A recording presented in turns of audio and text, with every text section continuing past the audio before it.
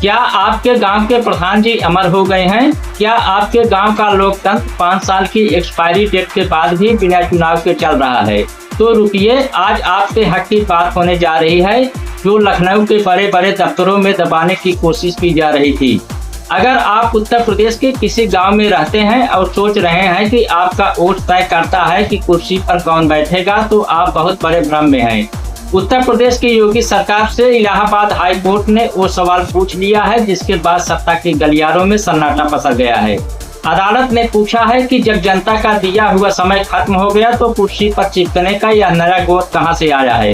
पूरा मामला क्या है और कैसे यह सीधे आपकी जेब और आपकी गांव की नाली खरंजे के बजट से जुड़ा है? अगले कुछ मिनट में हम इसका एक एक पन्ना खोलेंगे। अंत तक बने रहिएगा क्योंकि खेल बहुत बड़ा है। नमस्कार, मैं हूं सार्थक प्रसाद तिवारी। आप देख रहे हैं संपूर्ण स्वराज न्यूज।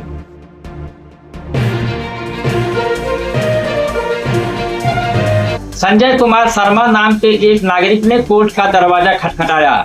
उन्होंने पूछा कि 26 मई 2026 को जब ग्राम पंचायतों का 5 साल का टर्म खत्म हो गया तो सरकार ने चुनाव क्यों नहीं कराए?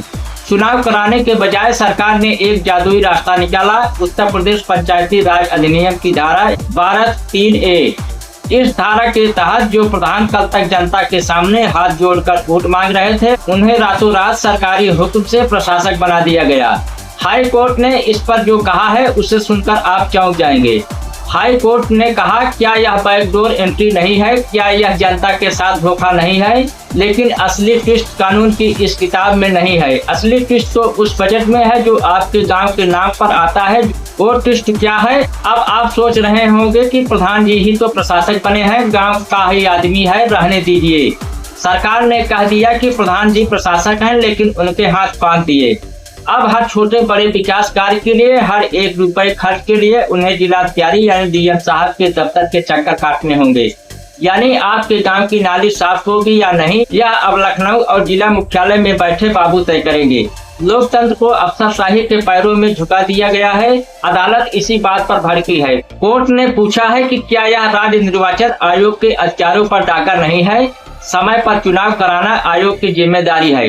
तो फिर सरकार बीच में यह नया नियम क्यों ला रही है? इस कहानी में एक ऐसा मोड़ है जो सरकार छुपाना चाहती थी। आज से 26 साल पहले साल 2000 में भी उत्तर प्रदेश में यही खेल खेला गया था।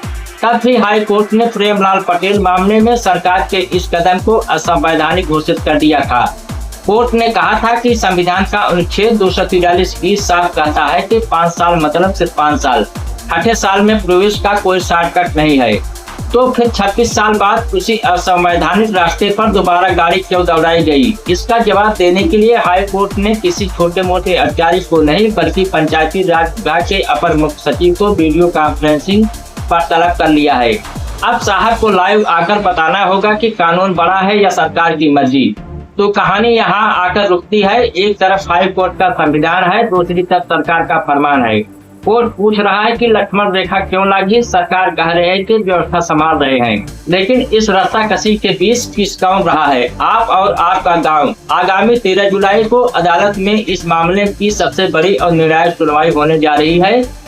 उस दिन तय होगा कि उत्तर प्रदेश के गाँव में लोकतंत्र बचेगा या अफसरों का राज चलेगा।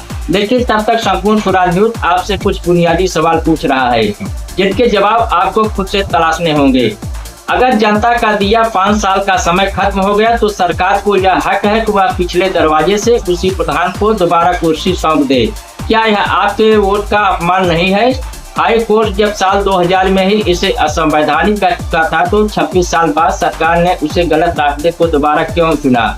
क्या कानून से ऊपर प्रशासनिक सुविधा हो सकती है? जब हर 1 रुपए के खर्च के लिए पूर्व प्रधान को जिलाधिकारी यानी डीएम के दफ्तर के चक्कर काटने पड़ रहे हैं, तो क्या गांव का विकास अफसरों की दया पर निर्भर नहीं हो गया है? और सबसे बड़ा सवाल, अगर आज गांव की सरकार के चुनाव टाले जा रहे हैं और आप तो कल को अगर विधानसभा या लोकसभा चुनाव भी इसी तरह टाल दिए जाएं तो क्या आप उसे भी चुपचाप स्वीकार कर लेंगे? याद रखिए, जब तक आप सवाल पूछते रहेंगे तब तक लोकतंत्र जिंदा रहेगा।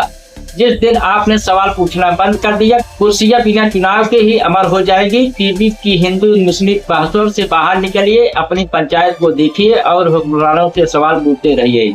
लगातार पूछते रहिए। 13 जुलाई को हाई कोर्ट से आने वाली हर एक फैसले की सबसे सटीक और बारीक कड़ियों को हम आपके सामने लाएंगे। देखते रहिए संपूर्ण सूर्या न्यूज। नमस्कार, जय हिंद।